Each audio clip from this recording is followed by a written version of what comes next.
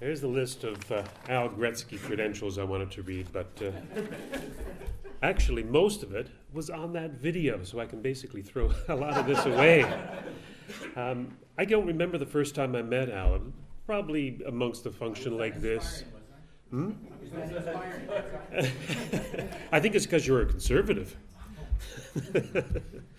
No, but I was a conservative too, and I went to a lot of functions. I probably bumped into him here and there. But started to really take my notice in the company of Mary Lou Ambrosio. And that's not necessarily because how good-looking Mary Lou is. It's because it was part of the International Free Press Society. And I started to go into these functions of bringing in people like Geert Wilders and Coulter, people like that, into Canada and pushing that envelope of free speech that I began to be interested in Al Gretzky as a person who has a principle and is willing to do something that is controversial, against the norm, to push that principle of free speech in this country because it's quickly being lost. And so he became a person that even Bob and I were saying, you know something, we need some co-hosts on our radio show just right, you know, to fill in when either of us has to go away for some reason. Mary Lou has filled in because she has the right principles. Al has filled in because he has the right principles. And he understands, as Andrew was saying, you need people who understand the fundamentals to be able to properly articulate why freedom is such a value. And Al is one of those people. And so, as our keynote speaker today, please help me welcome Al Gretzky.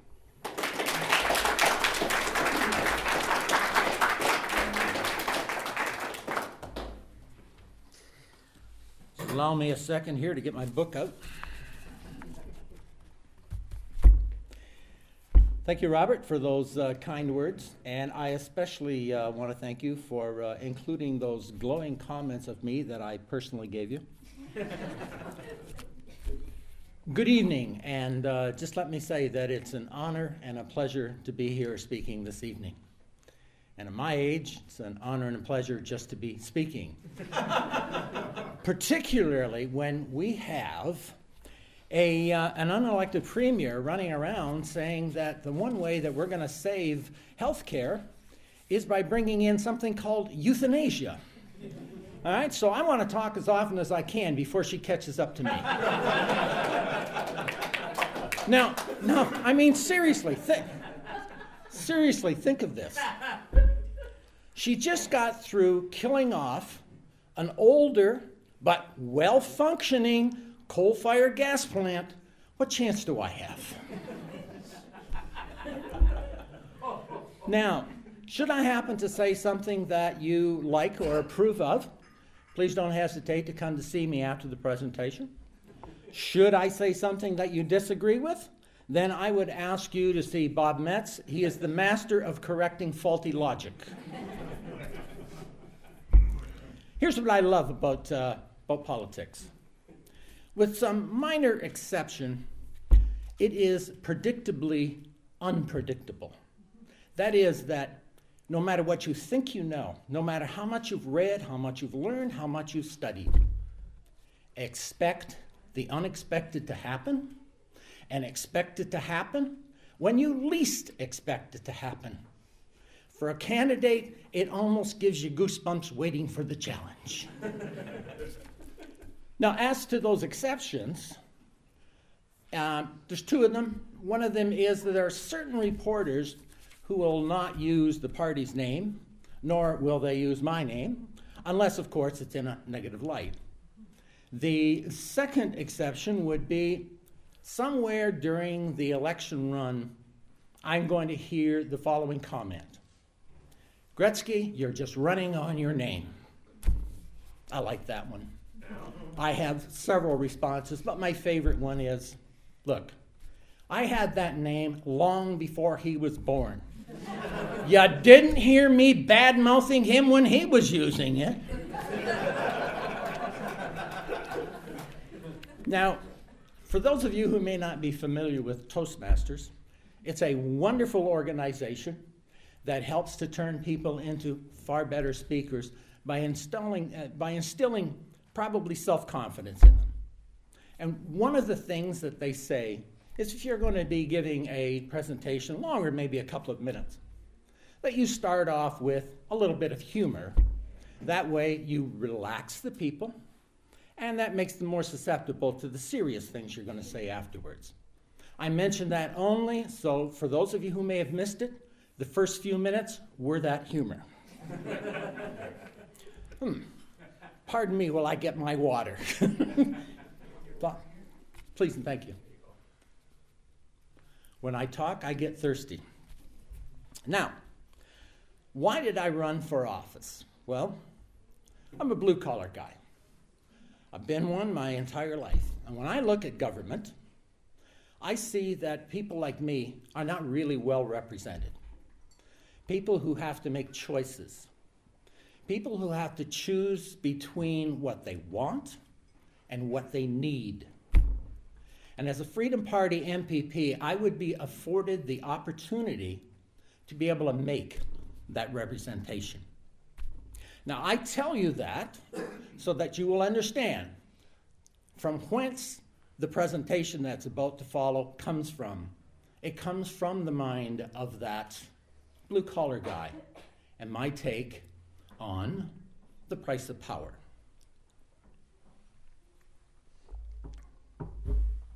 Don't know why I always shake up here. I love it. Let us travel to sometime in the near future. Ontario has just gone through its 5th election in 5 years.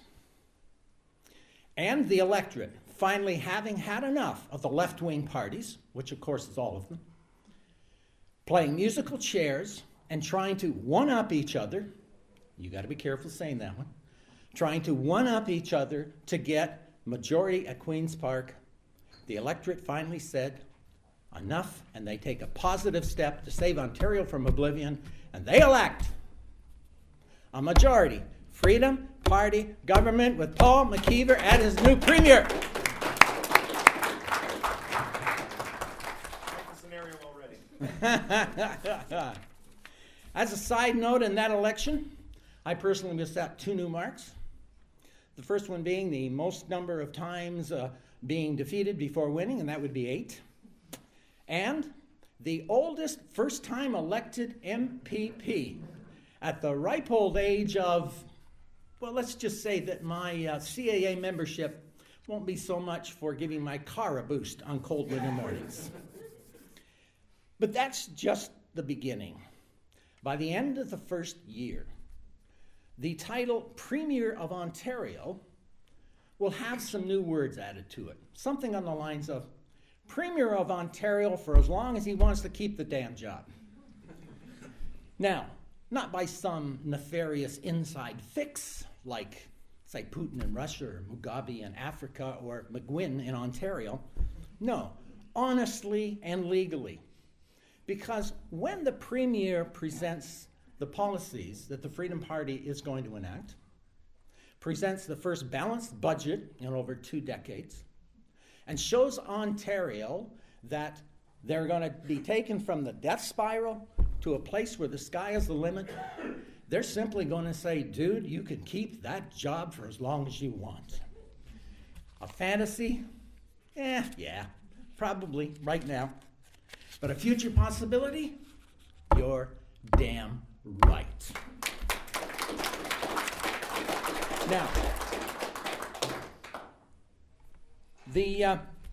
for too long now, the price of that possibility has been measured with money. For us, the price of power is to change that logic.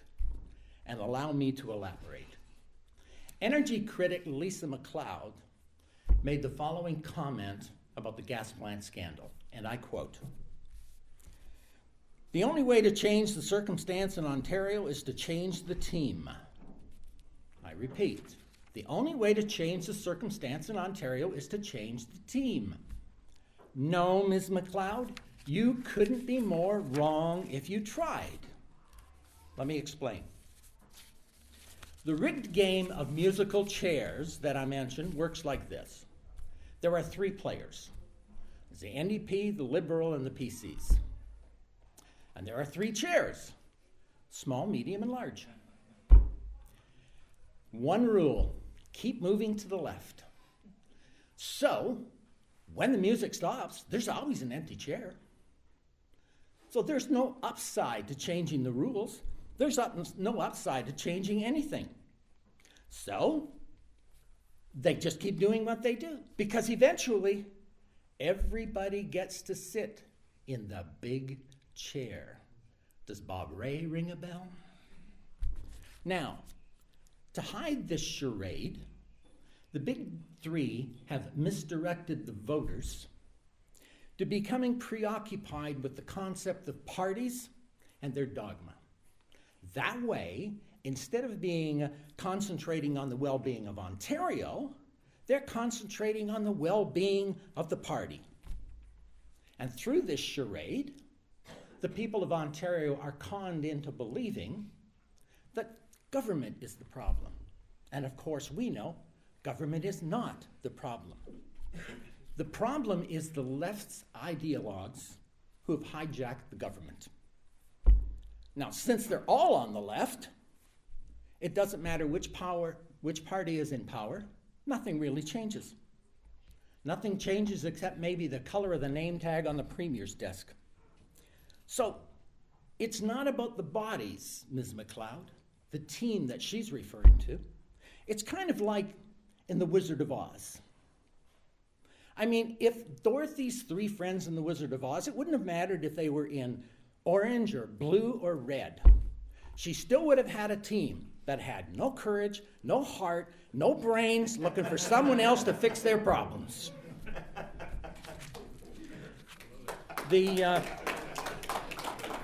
Thank you. The change that's needed is in the mindset as well. The one that says the government is the answer to everything.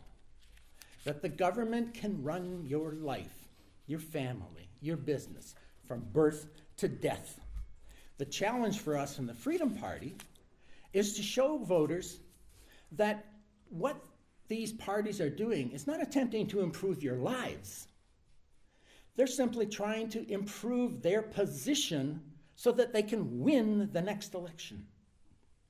And the price of that power, of course, is paid by the taxpayer, with higher taxes and a lower living standard. Now, the big attraction of the left is their allure of easy. They preach that the government will do everything for you. Why, they'll look after your children. They'll even co-parent them. They will look after your job. They'll provide subsidies. Well, subsidies. Let's say they take your taxes, they give it to a business, who then takes those taxes and pay you with them, and then you pay taxes on them. It is the ultimate in recycling scam. Truly it is.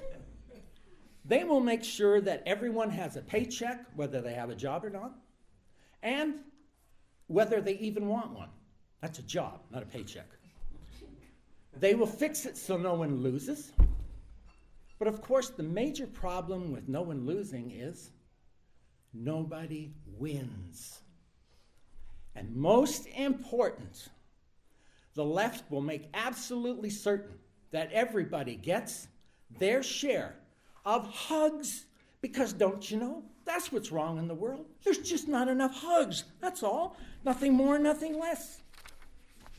However, the allure of easy is an illusion. It's a magician's trick, where the magician is having far more fun than the audience. Because while that magician is doing wonders with the right hand, he's stealing twice as much with the left. People have to be reminded, nothing in life is free. Someone, somewhere, somehow has paid for everything.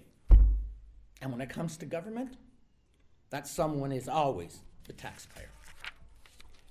So how do they do it? How do the people like the Liberals keep getting elected when every day the province gets worse and worse? Actually, it's quite simple.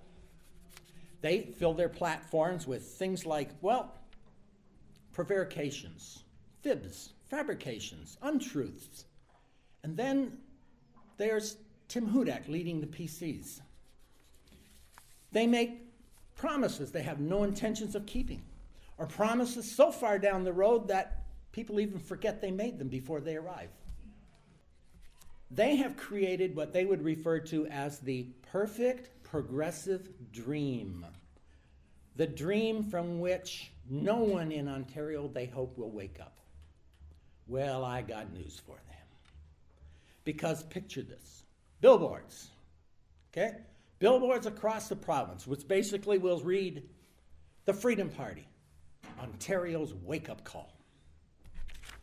All of that, of course, is secondary. Here is the number one reason why the left keeps getting elected. Because until the Freedom Party came along, there was no other choice. You had, as I mentioned on that video, you stole my thunder, you had the Liberal left, NDP left, and you had the PC almost left. What we have to do is we have to show people that the reality we are offering them is better than the illusion that they are currently living under.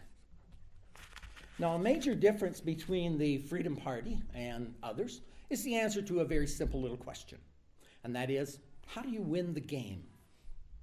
Well, unlike the others, the Freedom Party doesn't look at elections and governing as a game. The idea of government and their job is really quite simple. Life, protection of life, liberty, and property. That's it, nothing more, nothing less. And the people who administer that, and imagine that, people administering the government instead of the other way around. Wouldn't that be nice? But the people who administer that need to believe in personal freedom, they need to believe in the rights of the individual, and they need to believe in the rule of law. Because if they don't, then they're no different than the robber barons that we are trying to replace. So there you have it. The easy way is an illusion, and being responsible for the protection of life, liberty, and property is not a game. So the way forward for us is simple. It's to do it the right way in the first place. Or as Bob and Robert might aptly say, not the right-wing way, just the right way. Now, how do we accomplish that? Not just hard work, it has to be smart work. It's not simply the act of sending people out to knock on doors and drop off pamphlets. That helps, but that won't do it. What you need is a group of dedicated members who are willing to go out, knock on doors, and talk to people and tell them about this basic party that, to sum it all up, puts you first, not last.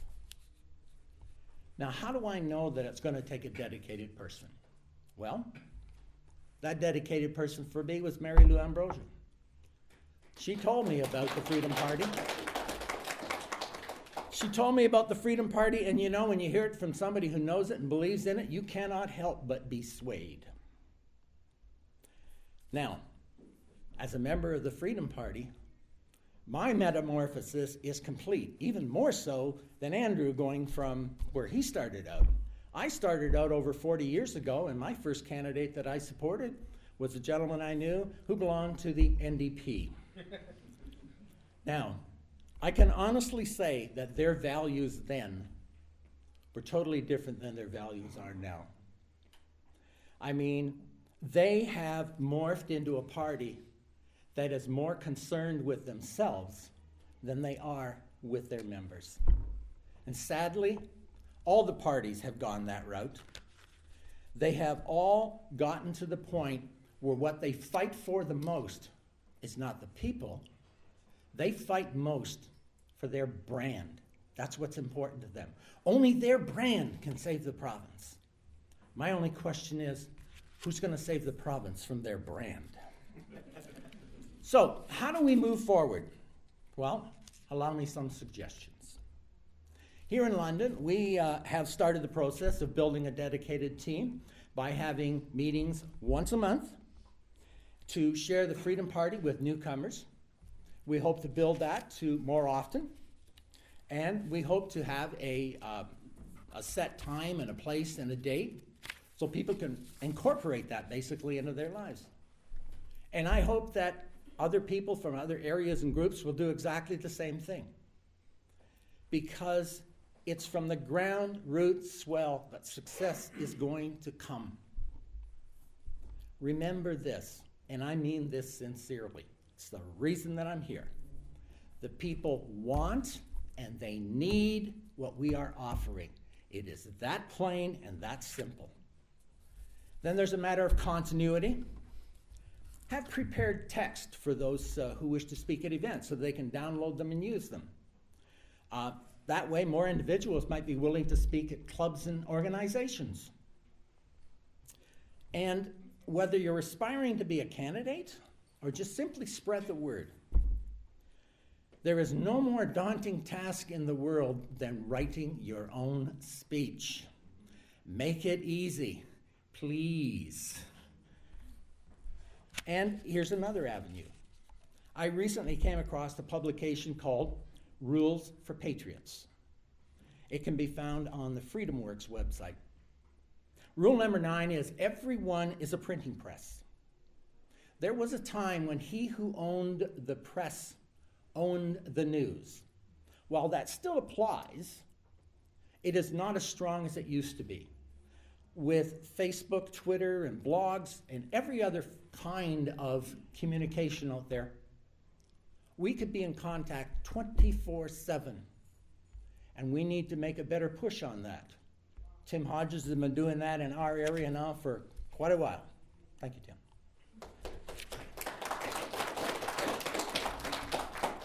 And here are some closing thoughts from a guy that I learned some things on the campaign trail. Not enough yet, but some things. While the mistakes of the past have to be dealt with, do not make them the basis of your conversations with other people. Let the other parties point fingers and name call. Remember, people in other parties are people, just like you and just like me. When you forget that, you make them angry. And angry people, they might hear the sound of your words, but they will never understand or accept the meaning of what you are saying. Careful with facts. They're not necessarily what they appear to be. For example, liberals have said we've put in millions of dollars into the education system. The truth? Very little of it ever got to the students. The majority of it went to administration and perks. You want to tune people out? Here's how you do it. Just constantly repeat $1.1 billion gas plant scandal, $300 billion debt, $13 billion in this, losses here, bridges collapsing. You will wind up with a group of people whose eyes are glazed and their minds are just shut off. As I heard Paul once say, that's yesterday's news. The Freedom Party is about tomorrow. People already are angry about unemployment. Use that as your advantage by talking to them about our plans of bringing jobs back to Ontario. Instead of simply reminding them that we have the highest cost of energy in North America, use that as a lead-in to show them how we're going to bring the rates back in line. And we're going to end that money-sucking green energy program. Instead of making sick and tired people sicker by complaining about the healthcare system, tell them about our plan to get rid of that single payer and give us choice. And while you're at choice, I want you to start telling them about the education, where we'll offer choice as well. And wherever and whenever possible, always make your last word a positive. The best way for Ontario to meet the challenge of tomorrow is to change the ideology that's taken over the government, and that's by electing the Freedom Party. Where the price of power is not measured in the massive spending of dollars and cents, but rather in the intelligent use of fewer dollars and cents with vision and sense. And finally, let me close with these words from Paul McKeever. I firmly believe that the greatness of a society is determined not by its government's tendencies to divide a single loaf of bread evenly, but by the effort of its members to produce enough loaves for everyone. Individual choice, personal responsibility, dignity, prosperity, and justice. That is the Freedoms Party's vision for Ontario. Thank you.